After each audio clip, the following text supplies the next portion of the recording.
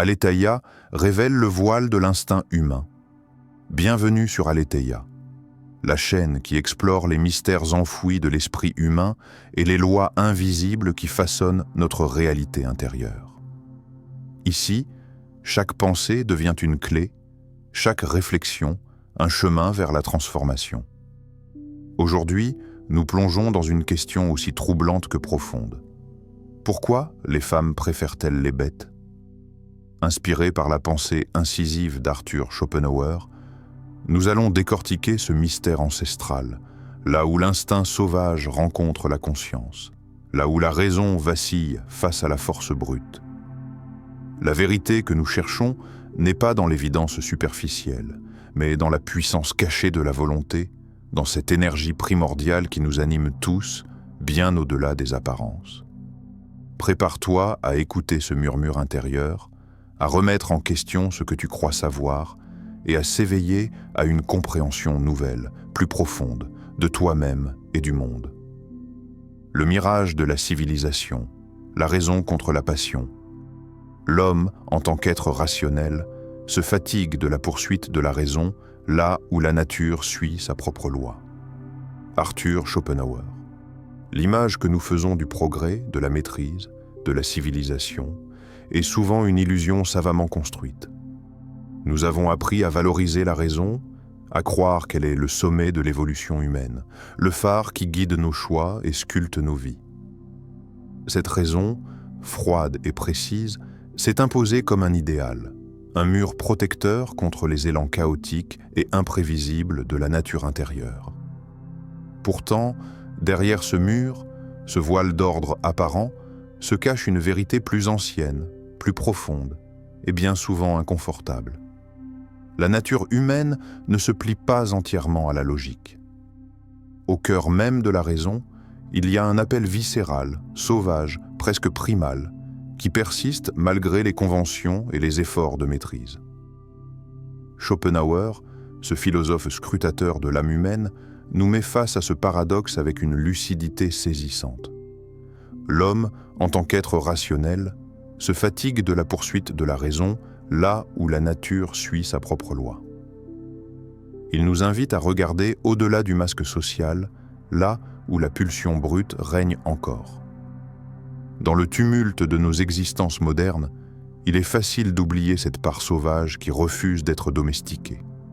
Cette part qui s'exprime dans des élans passionnels, dans des désirs qui échappent au contrôle, dans des choix qui défient la logique. Et c'est précisément cette force que certaines femmes cherchent, consciemment ou non, dans ce qu'on nomme la bête. Cet être hors norme, sauvage, qui ne se plie pas aux règles du conformisme. Le contraste entre la civilisation et la nature se révèle comme un jeu d'ombre. La civilisation impose un cadre rigide, une surface polie, où tout est calibré. Mais derrière cette façade, les vérités fondamentales sont différentes. La passion, l'instinct, la volonté brute continuent de vibrer, indomptées. Elles résistent à l'effort de rationalisation, au prix parfois d'une tension intérieure douloureuse. Un récit réel illustre cette tension avec une force évocatrice. Une femme, issue d'un milieu social strict et codifié, rencontre un homme qui rejette toutes les normes. Son apparence sauvage, sa manière de se mouvoir librement, sa désinvolture face aux règles établies la fascinent. Ce qu'elle perçoit en lui dépasse l'attraction superficielle. C'est une énergie brute, une intensité vibrante qu'aucune raison ne pourrait expliquer. Ce n'est pas un simple rebelle, mais une incarnation d'une force vitale authentique, une vérité non filtrée, nue dans son éclat. Cette femme, en se laissant toucher par cet homme, est en réalité en train d'écouter une part d'elle-même longtemps étouffée par le poids de la civilisation. La raison, pourtant si valorisée, ne peut combler tous les besoins de l'âme. Elle peut rassurer, sécuriser, mais elle ne nourrit pas cette soif d'authenticité, ce désir profond d'une vie vécue intensément, avec toutes ses contradictions et ses excès. Schopenhauer nous pousse à un questionnement radical. Que reste-t-il de la raison quand l'appel de la passion devient plus fort ? Es-tu prêt à questionner ce que tu appelles raison? As-tu le courage d'écouter cette voix intérieure, sauvage, qui sommeille en toi et qui murmure un autre récit que celui appris par cœur? Quelle vérité ta raison refuse-t-elle d'admettre? Y a-t-il des désirs, des élans, des parts de toi-même que tu caches derrière le masque poli de la logique? Peut-être as-tu déjà ressenti cette fatigue, ce tiraillement entre ce que la société t'a appris à vouloir et ce que ton corps, ton cœur réclament en silence. Cette tension est le miroir d'une lutte éternelle, la confrontation entre le contrôle et la liberté, entre la forme imposée et la force brute. Elle est aussi le terrain d'une révélation possible. Comprendre que la raison ne peut être le seul guide, c'est ouvrir une porte vers une conscience plus vaste, où la passion devient alliée, non ennemie. Dans cette alliance, la bête n'est plus l'ombre menaçante de l'instinct aveugle, mais un vecteur de vérité profonde. Elle incarne ce feu intérieur, cette force primordiale qui pulse en chacun, prête à embraser la vie si on lui permet de s'exprimer. C'est cette énergie que certaines femmes perçoivent au-delà des apparences. Cette vérité nue qui ne se plie ni au discours ni aux promesses vaines.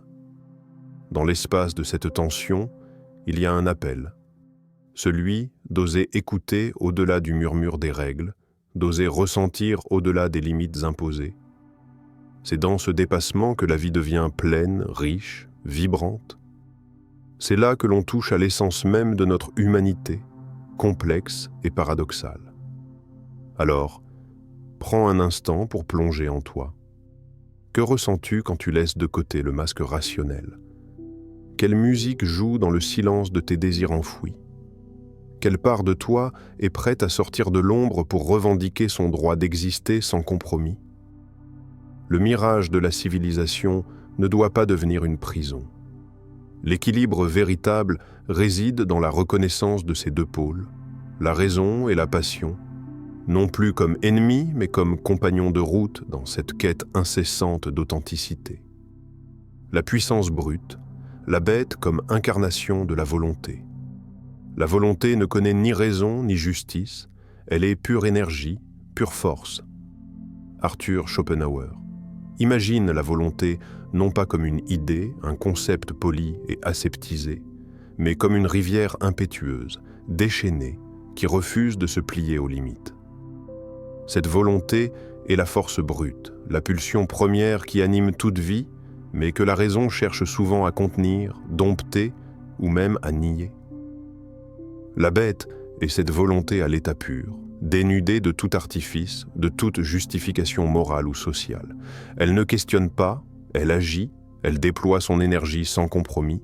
Ce n'est pas la cruauté ou la sauvagerie gratuite, mais une puissance ancestrale, viscérale, que Schopenhauer appelle la manifestation directe de la volonté. C'est cette force qui fascine, qui attire parfois même ceux qui prétendent s'en défendre. Pourquoi ? Parce qu'au fond de chacun, il existe une part enfouie, une source d'énergie que la société, la culture, les bonnes manières, les règles ont souvent cherché à étouffer. Cette part ne veut ni discours, ni explication. Elle réclame une authentique expression de soi, dans toute sa densité et sa profondeur. Un fleuve en crue. Voilà l'image symbolique parfaite. Ce fleuve ne se contente pas de couler paisiblement. Il déferle, emporte les barrières, bouscule les rives, détruit et construit en même temps. Il est une force sauvage, indomptable et pourtant essentielle à la vie. Sans lui, la terre s'assèche, la vie stagne. La bête est ce fleuve dans l'âme humaine. Elle refuse la retenue, la tiédeur, le confort aseptisé d'une existence sans éclat. Elle est le flux vital qui pulse, qui pousse à se libérer des chaînes invisibles, à ne plus se dissoudre dans la médiocrité. Cette puissance brute est parfois mal comprise, parfois redoutée. On la craint parce qu'elle échappe au contrôle. Mais c'est précisément cette liberté sauvage qui appelle à être reconnue et honorée. Elle est la promesse d'une vie vécue intensément dans la vérité la plus nue de l'être. Ressens-tu cette force en toi ? Ce courant profond qui ne demande qu'à s'exprimer sans filtre? Quelle part de toi aspire à déchaîner cette énergie, à sortir des prisons invisibles qui t'empêchent de rugir, de bouger, d'exister pleinement. Il ne s'agit pas d'un appel à la violence aveugle, ni à la destruction gratuite. Il s'agit d'une invitation à accueillir cette bête intérieure, à la comprendre, à lui offrir un espace pour exister, non comme une ennemie, mais comme une alliée puissante. Cette puissance est la source de la créativité, du courage, de la transformation. Que refuses-tu de laisser s'exprimer dans ta vie? Quelle force étouffes-tu sous le poids des attentes, des normes, des jugements? Peut-être as-tu appris à camoufler ta vraie nature pour éviter le conflit, pour plaire, pour survivre. Mais en reniant cette part sauvage, tu perds aussi la richesse de ton intensité. Le fleuve en crue ne choisit pas sa trajectoire selon la logique humaine. Il suit sa nature, il suit sa force, implacable. Cette force, elle est en toi. Elle peut dévaster, certes, mais elle peut aussi irriguer, fertiliser, ouvrir des chemins inconnus. À travers cette bête, la volonté s'exprime dans son langage le plus originel. Elle ne fait pas de promesses vaines, elle ne cherche pas à convaincre. Elle agit, elle pulse, elle est. Et dans cette simple affirmation d'existence, elle porte la liberté absolue. Oser écouter cette voix, c'est oser s'ouvrir à soi-même sans compromis. C'est reconnaître que derrière la façade polissée, derrière le masque du rationnel, se cache un feu ardent, prêt à embraser la vie. Dans cette énergie, il y a aussi un appel, celui de la responsabilité. Car la puissance sans conscience est une force destructrice. Mais quand elle est canalisée par une volonté éclairée, elle devient création, transformation, renaissance. Schopenhauer ne nous invite pas à fuir la raison, mais à comprendre que la raison seule est insuffisante. La volonté est le moteur, la source de toute action. La bête est la manifestation vivante de ce moteur, cette énergie indomptable qui refuse de mourir. Quel est le territoire inexploré de ta propre volonté? Quelle bête sommeille en toi, attendant de se lever et de te pousser vers des sommets que tu n'as jamais osé imaginer? Es-tu prêt à reconnaître cette puissance, à l'apprivoiser sans la trahir, à lui offrir la place qu'elle mérite dans ton existence? Dans le tumulte de ce fleuve intérieur, il y a un chant ancien, un appel à redevenir ce que nous sommes vraiment, des êtres d'énergie brute, de volonté vivante, des créateurs souverains de notre destin.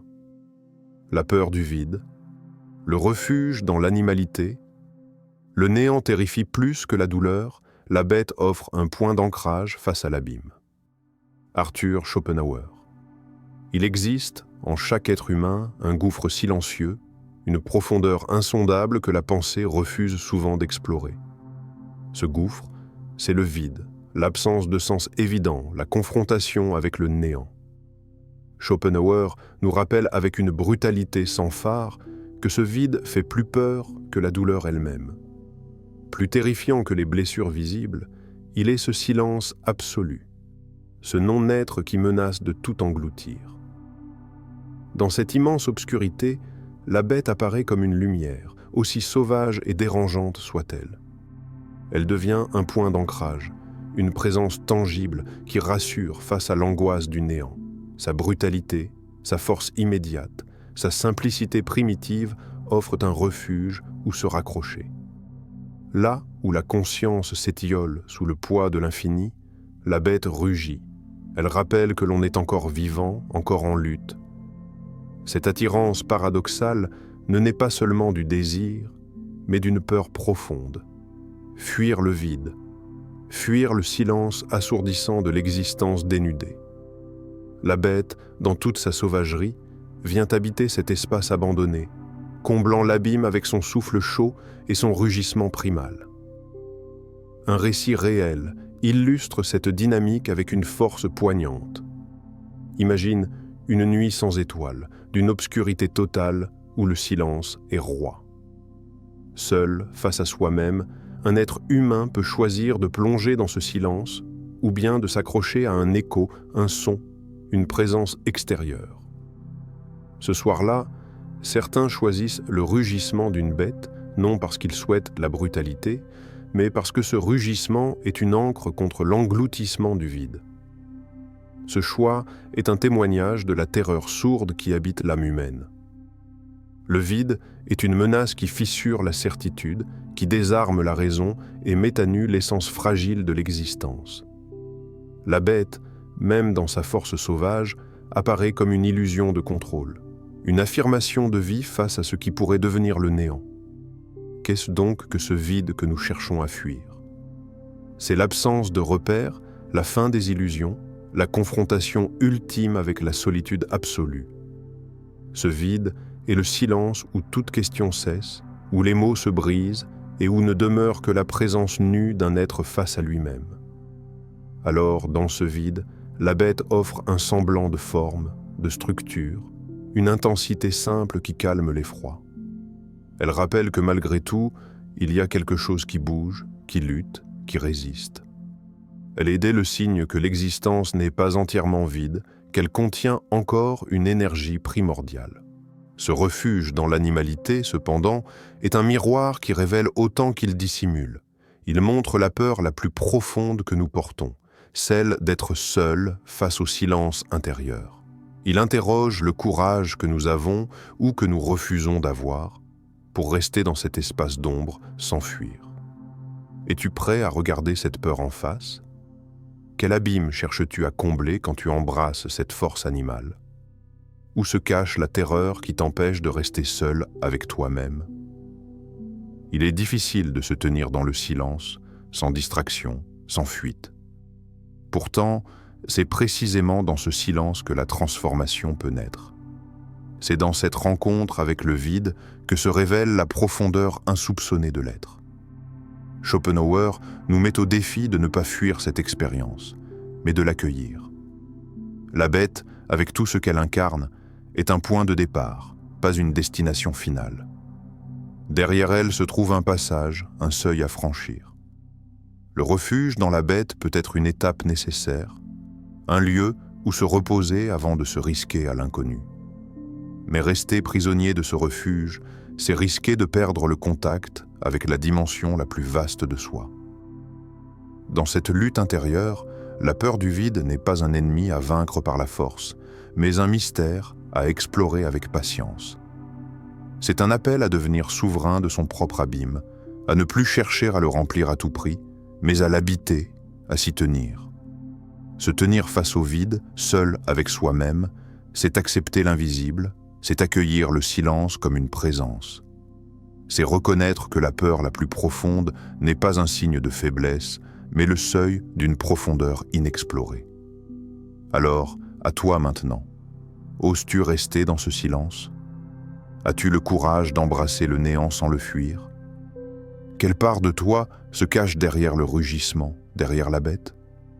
Peut-être que ce rugissement est un cri de vie, mais c'est aussi un appel à avancer, à ne pas rester figé dans la peur. La bête est là, elle rugit, elle rassure, elle fascine. Mais au-delà de son souffle sauvage, il y a un chemin qui mène vers une liberté plus grande, une conscience plus vaste. C'est là que réside l'invitation silencieuse de Schopenhauer. L'illusion de la liberté.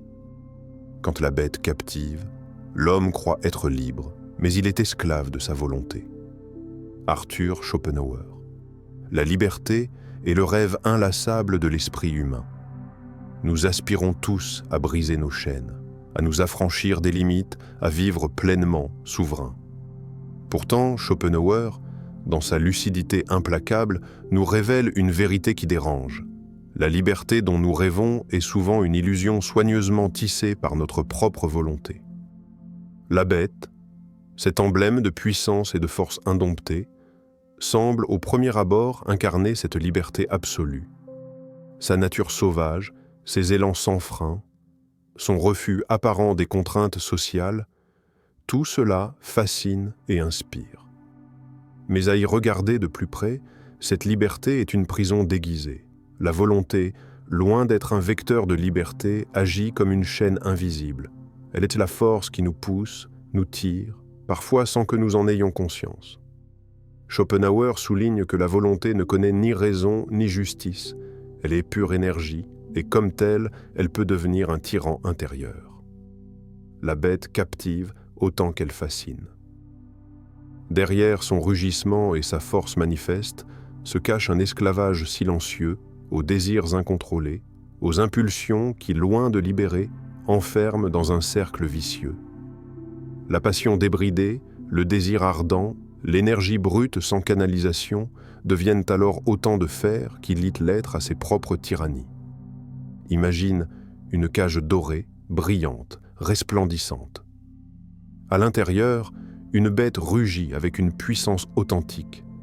Sa force est réelle, sa présence impressionnante, mais la cage la retient.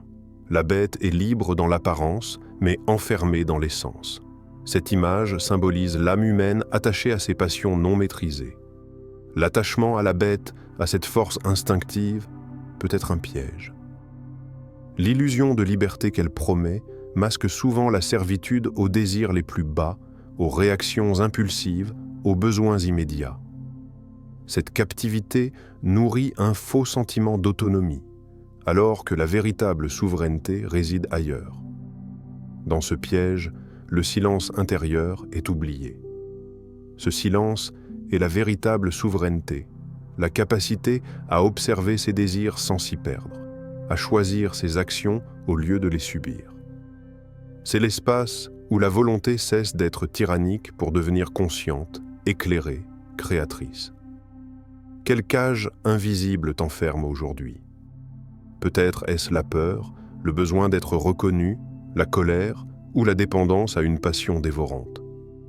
Peut-être es-tu prisonnier de routines, d'habitudes, de conditionnements qui te font croire que tu es libre alors que tu répètes inlassablement les mêmes schémas. Contempler cette bête captive, c'est se confronter à ses propres limites, à ses chaînes intérieures. C'est un acte de courage que d'identifier ce qui nous retient, ce qui nous empêche d'accéder à une liberté plus haute, celle qui naît de la conscience éveillée. Schopenhauer invite à transcender cette illusion. La liberté véritable n'est pas l'absence de contraintes extérieures, ni la libération des pulsions instinctives, mais la maîtrise de la volonté. C'est dans cet espace intérieur, où le silence n'est plus peur mais puissance, que l'être trouve son essence souveraine. Être libre, c'est apprendre à cohabiter avec la bête sans s'y perdre. C'est accueillir sa force sans la laisser devenir tyrannie. C'est faire de cette énergie une alliée, un moteur pour une vie consciente, riche de choix et d'intentions. Le chemin vers cette liberté est souvent exigeant.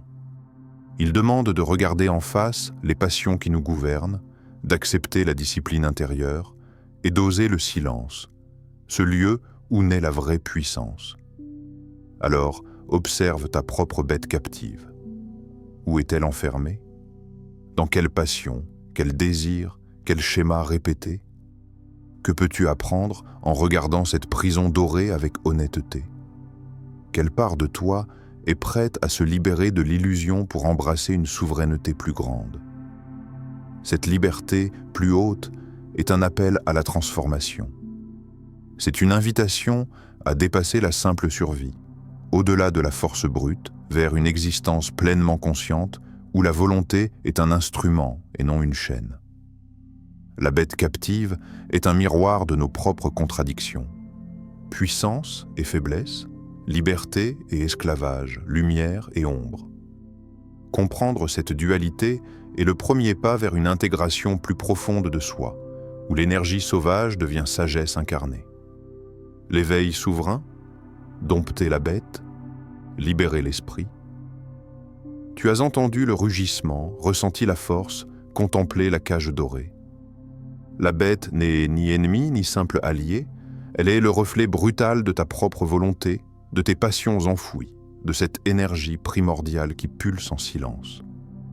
Mais l'ultime liberté ne réside pas dans l'abandon à cette puissance ni dans la répression froide de l'instinct. Elle naît du regard clair qui embrasse la bête sans peur, qui l'apprivoise avec conscience, qui transforme la force brute en sagesse vivante. Aujourd'hui, la question n'est plus de fuir ou de succomber, mais d'oser te tenir face à toi-même dans le silence et la vérité.